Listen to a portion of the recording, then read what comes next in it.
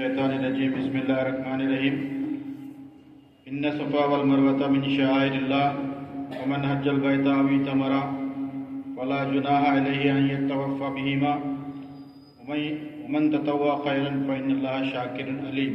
صدق اللہ مولانا العظیم۔ قابل احترام مولانا حامد محمد خان صاحب، مرکزی سیکریٹری جماعت اسلامی ہند، اسٹیج پر تشریف فرما مہمانان خصوصی، ذمہ داران جماعت، ذمہ داران مسجد کمیٹی، حج کمیٹی، اور آج کے اس جلسہ استقبالیہ برائے حجاج اکرام میں تشریف فرما مرد و خواتین، بھائی اور بہنوں، سب سے پہلے میں آپ تمام کا، معزز مہمانوں کا، ذمہ داران کا، جماعت اسلامی ہند بیدر کی جانب سے دلی خیر مقدم کرتا ہوں، ہاردک سواگت کرتا ہوں۔ جماعت اسلامی ہند ہر سال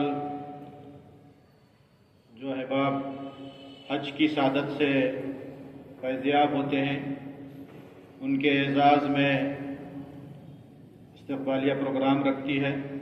یہ ہمارے لیے بڑی شرف اور سعادت کی بات ہے کہ آپ سے ہم مل رہے ہیں، آپ ہمیں دعائیں دے رہے ہیں، اور ہم سب مل کر ایک اچھے سماج، ایک اچھے معاشرے کی تعمیر کی طرف آگے بڑھ رہے ہیں۔ یہ اللہ کا کرم ہے کہ اللہ نے آپ کو اس سال کے حج کے لیے منتخب فرمایا اور بہت ہی خیر و خوبی کے ساتھ، عافیت کے ساتھ تمام مناسک حج ادا کرنے کے بعد پھر آپ سبھی وطن واپس تشریف لائے ہیں۔ محترم حضرات، حج ایک عبادت ہے، جس طرح سے اور بھی عبادات ہیں۔ نماز ایک عبادت ہے، روزہ ہے وہ بھی عبادت ہے، زکوٰۃ ہے عبادت ہے، حج ہے وہ بھی عبادت ہے۔ اللہ تعالیٰ نے جہاں اہل ایمان پر عبادت کی فرضیت قرار دی ہے، اس کے پیچھے جو مقصد ہے، ان عبادات کے انجام دینے کی روح کیا ہے، اس روح کو بھی بیان کیا ہے اللہ تعالیٰ نے۔ جیسے نماز ہے، نماز دن میں 5 مرتبہ فرض ہے، لیکن اللہ تعالیٰ نے کہا ان الصلاۃ تنہی عن الفحشاء والمنکر۔ نماز ایک ایسی عبادت ہے جس سے انسان بے حیائی اور برے کاموں سے روکتی ہے۔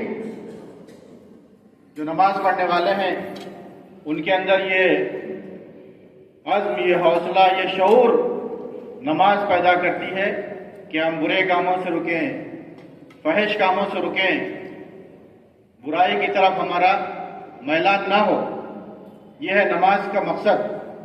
ان الصلاۃ تنہی عن الفحشاء والمنکر، بے شک نماز فحش اور برے کاموں سے روکتی ہے۔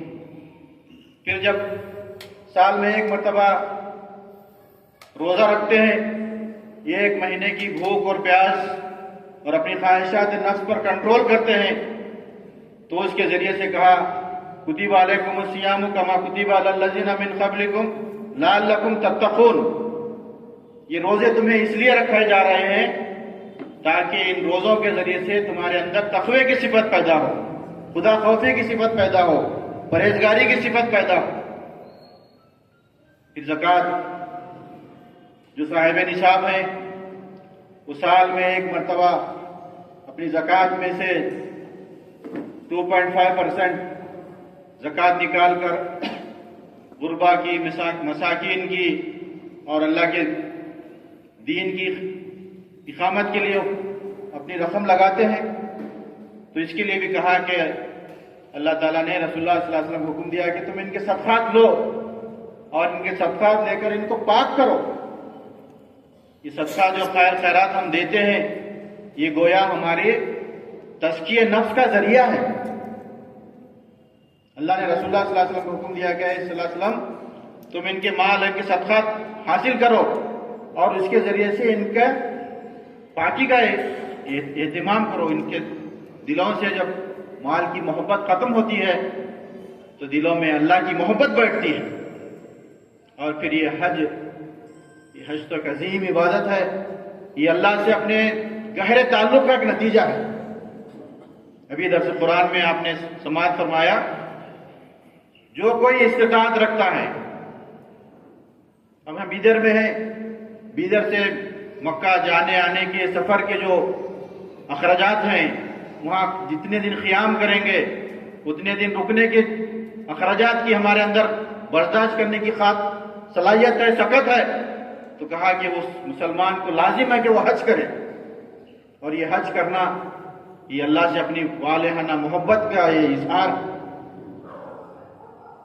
اور وہاں جا کر بہت سارے مناسک ہم ادا کرتے ہیں۔ ابھی قرآن کی جو سورہ بقرہ کی آیت 158 میں نے تلاوت کی، صفا و مروہ جو ایک اللہ کی نشانیاں ہیں، اس کے سلسلے میں اللہ تعالیٰ فرماتا ہے یقیناً صفا اور مروہ اللہ کی نشانیوں میں سے ہیں، لہذا جو شخص بیت اللہ کا حج کرے یا عمرہ کرے اس کے لیے کوئی گناہ کی بات نہیں کہ وہ ان دونوں پہاڑیوں کے درمیان صحیح کر لے، اور جو رضا و رغبت کوئی بھلائی کا کام کرے گا اللہ کو اس کا علم ہے اور اس کی قدردانی کرنے والا ہے۔ یہ شعار جو ہم حاجی حضرات جا کر وہاں مکہ میں جتنے بھی مناسک ہیں ادا کرتے ہیں، یہ سب اللہ کی نشانیاں ہیں، یہ سب ہم ادا کر آئے ہیں۔ انشاءاللہ بھی اس کے بعد ہمارے محمد نظام الدین صاحب یہ مناسک حج، ہمارے حجاج کرام کو تو الحمدللہ انہوں نے ان سارے مناسک ادا کیے ہیں، لیکن ہمارے وہ حضرات جو جنہیں ابھی حج کی سعادت نصیب نہیں ہوئی ہے اور ہمارے درمیان ہمارے وطنی بھائی بہنیں بھی ہیں، ان کے لیے بھی ایک ہم نے پی پی ٹی کے ذریعے سے یہ مناسک حج کیا ہوتے ہیں، اس کی اسپرٹ کیا ہے، اس کو بتانے کے لیے انشاءاللہ ایک پی پی ٹی کے ذریعے سے محمد نظام الدین صاحب وہ بتائیں گے کہ یہ کیا ہے، کس لیے ادا کیا جاتا ہے اور اس کی اسپرٹ کیا ہے، وہ انشاءاللہ آپ کے سامنے رکھیں گے۔ آخری بات، اللہ کے رسول صلی اللہ علیہ وسلم جب حج ادا کیے تو حج کے موقع پر ایک خطبہ ہوتا ہے، ایک اسپیچ ہوتی ہے۔ اسلامک لٹریچر میں وہ پروادی محمد صلی اللہ علیہ وسلم کی جو اسپیچ ہے وہ خطبہ حجۃ الوداع کے نام سے کنڑا میں اس کو ایک چھوٹا پامفلیٹ کی شکل میں پرنٹ کیا گیا ہے، وداعی بھاشن، پروادی محمد صلی اللہ علیہ وسلم کا جو انتم بھاشن ہے۔ وہ ایک کتاب ہے، چھوٹی سی کتاب ہے، اگر آج ہم اویلیبل نہیں کرا سکے انشاءاللہ پھر کبھی آپ کو دیں گے۔ تو وہ ایک اسپیچ جو ہے پروادی محمد صلی اللہ علیہ وسلم کی، وہ اگر ہم سنیں گے تو اسے معلوم ہوتا ہے کہ جیسے کوئی ہیومن رائٹس کا چارٹر ہے جو مکے سے دیا جا رہا ہے کہ انسان کیسے زندگی بسر کرے، اور انسان کے ساتھ، اس کے ساتھ جو اٹھنے بیٹھنے والے ہیں ان کے ساتھ اس کا کیا معاملہ ہو، کیا برتاؤ ہو، یہ سارے چیزیں پروادی محمد صلی اللہ علیہ وسلم نے بہت ڈیٹیل میں ہے، میرے پاس وقت نہیں ہے وہ ساری باتیں بتاؤں، ہو سکتا ہے ہمارے مہمان آج اس پر اور مزید اظہار خیال کریں گے، لیکن جو بات پروادی محمد صلی اللہ علیہ وسلم نے کہی وہ یہ کہ تمام کے تمام انسان، دنیا میں جتنے انسان ہیں وہ سب اللہ کے بندے ہیں، اور ہم سب انسانوں کا جو اصل ہے وہ ہے آدم علیہ السلام۔ ایک ہی انسان سے پوری دنیا میں یہ جنریشن پھیلی ہے، حضرت آدم، انہی سے دنیا میں جتنے انسان، جتنے مانو ہے وہ سب انہی کی سنتان ہیں۔ کہا کہ ہم آدم کے سنتان ہیں، اور آدم مٹی سے بنا ہے۔ فرسٹ جو انسان کو پیدا کرنے والے نے بنایا اس کو مٹی سے بنایا، کہا کہ انسان مٹی سے بنا ہے اور اس کو پھر مرنے کے بعد مٹی میں جانا ہے۔ پھر اس کو دوبارہ پھر ایک دن آئے گا، سب کو اٹھا کھڑا کرے گا پیدا کرنے والا کہ تم اس جیون میں کیا کر کے آئے ہو، کتنے پن کر کے آئے ہو، کتنے پاپ کر کے آئے ہو. پھر وہ ڈے آف ججمنٹ وہاں پر قائم ہوگا. تو پروردگار محمد صلی اللہ علیہ وسلم نے کہا کہ میں اعلان کرتا ہوں کہ اللہ ایک ہے، ہم سب اسی کی عبادت کرنا ہے. پھر ساتھ میں کہا کہ آج میں دنیا میں جتنے انٹرسٹ ہیں، جتنے بڈی کے کام ہیں، جتنے سود کے کام ہیں، ہم سب سود کو ختم کر دیتا ہوں. یہ سود یہ انسانوں کے خون چوسنے والا سسٹم ہے. انٹرسٹ جو لیا جاتا ہے، انسان مجبوری میں لون لیتا ہے، کوئی شوق میں لون نہیں لیتا ہے، مجبوری میں لون لیتا ہے. لیکن مجبوری میں جب لون لیا جاتا ہے تو اس کا بھی پھر پرسنٹیج لینا. پروردگار محمد صلی اللہ علیہ وسلم نے کہا کہ اس کو سب کو ختم کر دیتا ہوں، کیونکہ اللہ نے کہا کہ یہ حرام ہے اور سود لینا حرام ہے. پروردگار محمد صلی اللہ علیہ وسلم نے کہا کہ آج میں سب سود انٹرسٹ ختم کر دیتا ہوں. پھر کہا کہ آج میں جتنے خون ہیں، جتنے بھی انوسنٹ مارے گئے ہیں، ان سب خون کا میں معاف کر دیتا ہوں. معاف کرنا یہ بہت بڑا کام ہے. ابھی کیرلا کی ایک ہماری بہن یمن میں، اس کو پھانسی کی سزا ہوئی، بہت میڈیا میں بہت آ رہا ہے. کیرلا کی ایک ہماری بہن ہے، نام بھول رہا ہوں میں، انیشا. تو وہاں یمن کے حکومت میں اس کو پھانسی کی سزا ہو گئی. کچھ کام کیا اس نے، وہاں کے لا نے اس کو پھانسی کی سزا دے دی. یہاں ہمارے کیرلا کے شانتی پورم کے مفتی اعظم، گریٹ مفتی ہیں حضرت ابو بکر صاحب. انہوں نے یمن کی گورنمنٹ کو کانٹیکٹ کیا اور سوشل میڈیا پر بہت وائرل ہو رہا ہے. انہوں نے قرآن کی آیت بتا کر کہا کہ خون کا بدلہ خون تو ہے، لیکن معاف کرنا اس سے بڑا کام ہے. تو مفتی اعظم نے وہاں اپیل کی اس قرآن کی آیت کے ذریعے سے کہ اس کو معاف کر دیا جائے. اور وہ 27 جولائی کے مہینے میں پھانسی کی سزا تھی، اس کو پوسٹپون ہو گئی، وہ ابھی رک گئی ابھی، اور پروسیس چلے گا. تو یہ قرآن کی تعلیم ہے. حق تو اپنی جگہ ہے، لیکن معاف کرنا یہ بہت جگر کا کام ہے اور اس کو اللہ پسند کرتا ہے. تو پروردگار محمد صلی اللہ علیہ وسلم نے کہا کہ میں سارے خون معاف کرتا ہوں. پھر دو باتیں اس انتم بھاشن میں پروردگار محمد صلی اللہ علیہ وسلم نے کہا، لوگوں تمہاری خواتین کا تم پر حق ہے. خواتین آج کمزور ہیں، ان کے اندر جتنی مرد کی طاقت ہے اتنی طاقت خواتین میں نہیں ہوتی ہے، وہ کمزور ہیں.